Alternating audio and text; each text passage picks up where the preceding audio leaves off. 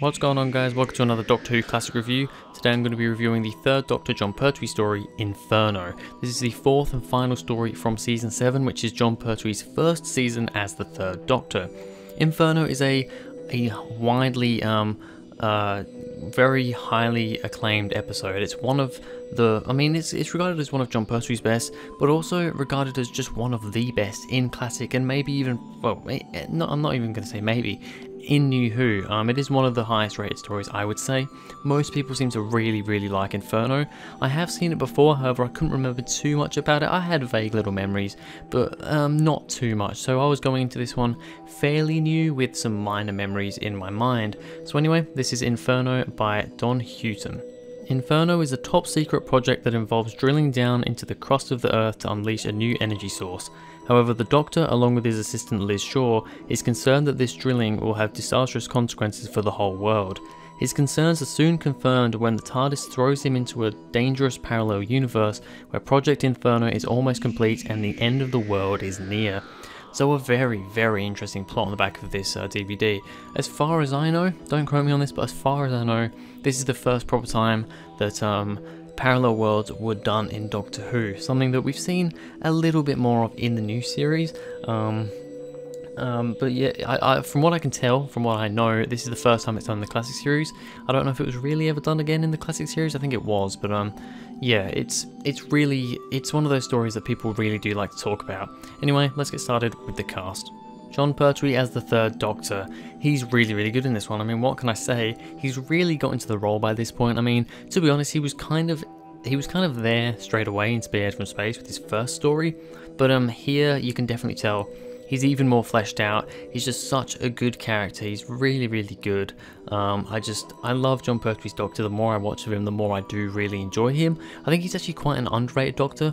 A lot of people tend to say that his ear is quite good, but when you think about him as a Doctor, you never really see him that high up in people's Doctor rankings. But yeah, I actually do really like Jon Pertwee, and I think he's great in this story, like he is in pretty much all his stories. I can't really think of a bad performance by him, to be honest. Then we've got Caroline, John. Why can I not say that properly? Caroline. It would be Caroline, surely. As Liz Shaw. I just can't speak English today. Yeah, I do quite like Liz. I think she's a good character. This is now the last story. This is the last story with Liz. And it's also the last story of season 7 that I've got to review, so this will be the last time I'll be talking about Liz in a classic review. So I guess I can kind of give you my full-on summary of her. I do quite like Liz. I think considering she's only in this season and this season alone, she's a fairly fleshed out character. You know, she's very smart. She's a scientific advisor. You know, she's a scientist with the Doctor, and I really do like her. She's a little bit kind of not that kind of mind-blowing in a lot of places, but I think in this story she does do her fair deal of stuff. Obviously, you know, being the parallel world, there's the parallel Liz as well, so that's always interesting to see, and I think Caroline John plays both the characters, you know, the actual proper Liz and the parallel version of Liz very well, and yeah, altogether I do quite like Liz in this one. And then the other character I really want to talk about is Nicholas Courtney as Brigadier Lethbridge Stewart, and also the brigade leader Lethbridge Stewart in the parallel world. Yeah, once again, really good. I think Nicholas Courtney's so good, and the Brigadier is such a great character, and that is definitely the case here. I think especially with his performance as the brigade leader, he did a really good job of being this really menacing, almost kind of evil character that we don't necessarily see. You kind of see bits of it with the Brigadier now and then, you know, when he like blows up the Silurians and stuff like that, but this is like a really evil, maniacal version of the Brigadier, and I think Nicholas Courtney plays it really well. Alright, so on to the good and the bad, starting off with the good. The Doctor using Venusian Aikido on Professor Stallman. Really cool. I'm not 100% sure, is this the first time he uses Venusian Aikido? I can't remember off the top of my head if he uses it in the 3 stories prior to this. The way he kind of talks about it in this one, you know, he's mentioning it to the Brigadier and to Liz what it is. I'm guessing this is the first time he uses it. Like I said, I have seen the other 3 stories before this, but just can't, you know, it's hard to remember when he uses it and when he doesn't. So I do think it's quite cool. It's quite a, you know, I always think, you know, you think of Venusian Aikido, you think of the third Doctor, you think of Jon Pertwee, and it's just a nice funny little moment where he just like, you know, gets the Professor and he just like halts him there and talks down to him for a bit. Just a really cool scene. The Doctor finding himself in a parallel universe where Project Inferno is almost complete, pretty much mirroring what the plot on the back of the DVD said there. I do find this quite interesting. How he actually got into the parallel universe, I'm not 100% sure. I mean, he's kind of, he's trying to draw power from the kind of facility where they're doing the project to get his TARDIS going again. So, I don't know, maybe that has some weird side effect, and just with like, I know it's with like, you know, the Professor, I think, it's turning the power off at a bad time, and it kind of shoots the TARDIS off sideways, and it puts him into this parallel universe. But just the thought of it and the kind of just everything that happens, I really enjoy. I do quite like parallel universes. Yes, they're a little bit overdone nowadays, but especially for back then, it was, I think it would have been such a crazy thing, and even to this day, I do think the parallel universes are quite interesting, and I mean, it's done very well here. The differences between familiar characters in the parallel universe.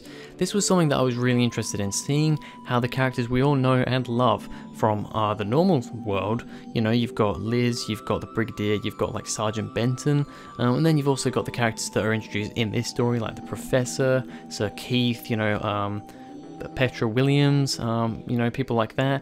There's all these characters that, you know, we know from the past, and we also know from this story. How are they going to be in this parallel world? And I think it's actually really interesting, and it's done really well.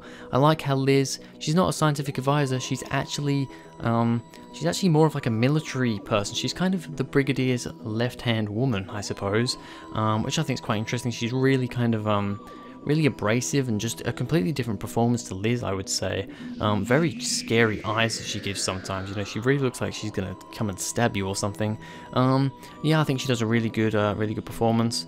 Like I said, I think the standout for me of those characters is probably Nicholas Courtney as the Brigadier. I think just the version of the Brigadier that we have in this parallel world is so interesting. It's like the Brigadier, if the Brigadier went a bit crazy, a little bit insane, he just stepped over his mark a bit too far, that's what the Brigadier would become, and I think that's really interesting. It just works for a parallel world setting as well, so I really like that. And yeah, all the other characters, Sergeant Benton, he's a bit more kind of, you know, a bit more, I don't know, rough and yelly and shouty, and I quite like that as well. And yeah, all the other characters as well, they have their little differences too, so I really like all these different characters within both worlds. The infected being like zombie werewolves, I think that's a pretty interesting design on them. They're kind of zombies in a way, with the way they kind of move and the way they speak, or you know, make noises. I suppose they kind of growl, but then they also like growl like werewolves, like wolves, and they look a lot like werewolves, especially when they get kind of the full radiation or whatever it is, and you know, they grow hair everywhere and they become just like these wolves. I think it's an interesting design. It's just a pretty cool thing, and you know, I like how it's not like something where it's just like, oh, they're infected, and if they touch you, they kind of give you their infection. They're actually like, they're infected with heat, pretty much, and they become really, really hot, and then they touch you, and you like basically burn, and then you turn into them through the liquid and all this sort of stuff. And it's like, it's just a really cool concept that I think works really well. It's something a little bit different, but still kind of on the same sort of tracks as other things, so I find that quite interesting.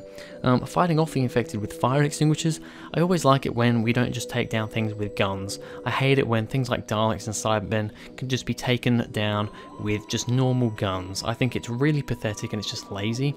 I love how with this one, these creatures, they strive off heat. They need the really, really warm heat to survive. They need to be hot all the time. So you get a fire extinguisher full of, you know, whatever fire extinguishers are full of, the cold stuff, and yeah, it's like nitrogen, isn't it? And they just basically freeze them because they become too cold, and it paralyzes them. It doesn't necessarily kill them, but it paralyzes them, and I just think that's interesting to you know, use something that isn't a gun. We're actually using something different to fight against them, which I do quite like. The Doctor realizing the consequences of the drilling from the parallel world to stop it in the real world. I thought that was pretty cool. You know, the Doctor goes through this whole thing in the parallel world. When he finally gets back to the real world, after the parallel world is pretty much destroyed, you know, it's pretty much like the end scene in that parallel world is the Doctor getting away in the TARDIS back to the real world, and kind of all this fire and lava and just heat and everything coming towards the Brigadier, or the Brigade Leader, and Liz. So it's basically like that world is completely gone. there's no chance. So the Doctor then coming back to the real world and realizing this is what's going to happen, we really do need to stop this. I mean, I think he kind of knew that he had to stop it beforehand, but after realizing and kind of going through what could happen, what this could become, I think it's just so good that he comes back and he gets this thing sorted out, and I think that's really cool. And then finally, the very last scene, the Doctor still failing to fix the TARDIS. I think it's really funny. He tries to snip away in the TARDIS again. He's done this a few times throughout this season, and it doesn't work, and he ends up landing in a dumpster, just a few meters away from what I can tell. He's just like all dirty and all cut up and horrible, and yeah, he's like, yeah, it didn't quite work, and then he kind of has to make up to the Brigadier after calling him like an idiot. I think that's just a really funny scene again, and just something really interesting. Alright, so on to the bad. I'm going to be honest, there's not really anything bad to say about this episode. The only thing I've written down is that the first couple of parts are a little bit slow. I think once the Doctor gets into the parallel world, things step up and become really exciting and really interesting. So interesting once that happens. But the build up to that can be a little slow. I mean, the build up and the kind of progression of the stuff that they're drilling through, turning people into these werewolf creatures, is kind of interesting. It's kind of seeing the people evolve into these creatures. That's interesting, but some of the other stuff is a little bit slow with the Doctor and Liz in that little shed, that garage, and some of the other stuff can be a little bit slow. But on the whole, though, it's not really an issue. So Inferno, what am I going to give it? Well, I think I can only really give it a 10 out of 10. It is a brilliant story. It's definitely a classic. Like I said, it can be a bit slow in parts. Did it need to be 7 parts long? I don't think so. I think it could have benefited by being only 6 parts. I think if it was 6 parts, this would honestly be one of my favourite Doctor Who stories of all time. But I think that whole 7-part thing does kind of been like, it doesn't need to be 7 parts. They literally, I don't know what they were doing with season 7 with the 7 parts.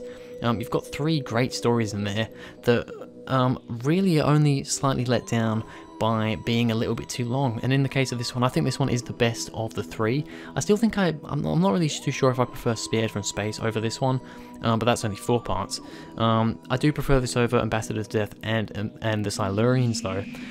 But yeah, I think it would have benefited slightly by being 6 parts, but even then I'm still giving it a 10 out of 10. It was brilliant. But anyway, that's going to be it for this video, guys. Thank you very much for watching. If you enjoyed, please go ahead, like and subscribe. Go down in the comments, not in the comments, in the description. And follow me on Twitter, that would be great. And I'll see you guys in the next video.